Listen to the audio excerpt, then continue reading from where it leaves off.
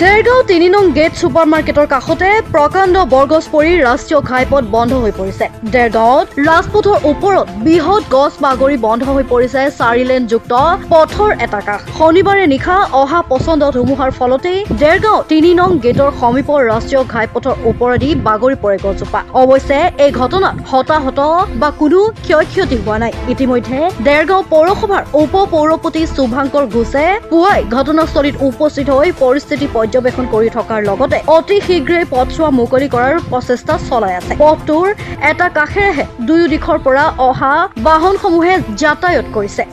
যান-বাহন আৰক্ষীৰ লোক উপস্থিত হৈ যান-জঁট নিয়ন্ত্ৰণ কৰাৰ চেষ্টা অব্যাহত ৰাখিছে। আশা কৰা হৈছে অতি শীঘ্ৰেই পথছোৱা মুকলি হৈ পৰিব। কিমান সময়ত পৰিছে আমিও গম নাপাওঁ। মই ৰাতিপুৱাতে খবৰ মই পালোঁ এজনৰ পৰা। মই আহি 7 বজাতে উপস্থিত হৈছোঁ আৰু আমাৰ কৰ্মচাৰীৰ লগতো অফিচৰ লগতো আমি যোগাযোগ কৰিছোঁ, যিসকল আমাৰ লেবাৰ আছে। আপোনালোকে দেখিছে মই অহাৰ পাছতে প্ৰায় আৰক্ষী প্ৰশাসনক আমি খবৰ দিছোঁ। খবৰ দিয়াত দুজন তেওঁলোকে পঠাইছে। যিহেতু প্ৰকাণ্ড এটা বৰগছ আৰু গোটেই ৰাষ্ট্ৰীয় ঘাইপথৰ মানে এটা ছাৰ্ভিচ লেনটো বন্ধ কৰি দিলে। ছাৰ্ভিচ লেন বন্ধ হৈ প্ৰায় আৰু এটা অংশ বন্ধ হৈ গৈছে।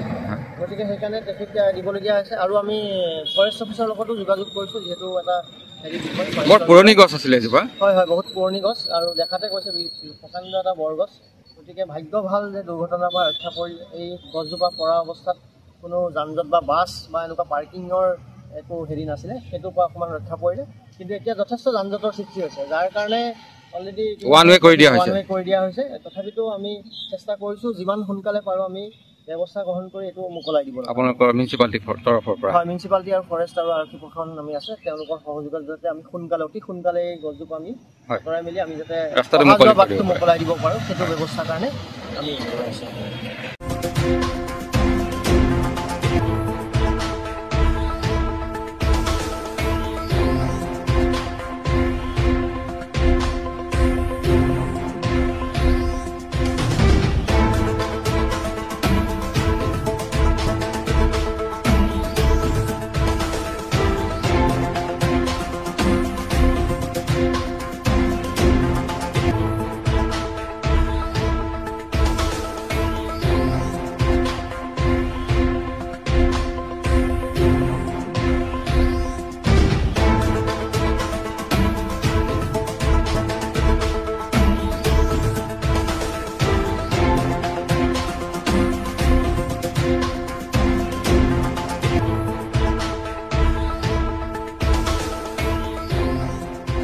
দেৰগাঁৱৰ পৰা মাধুৰ্য বৰুৱাৰ প্ৰতিবেদন, মাই নিউজ এনি।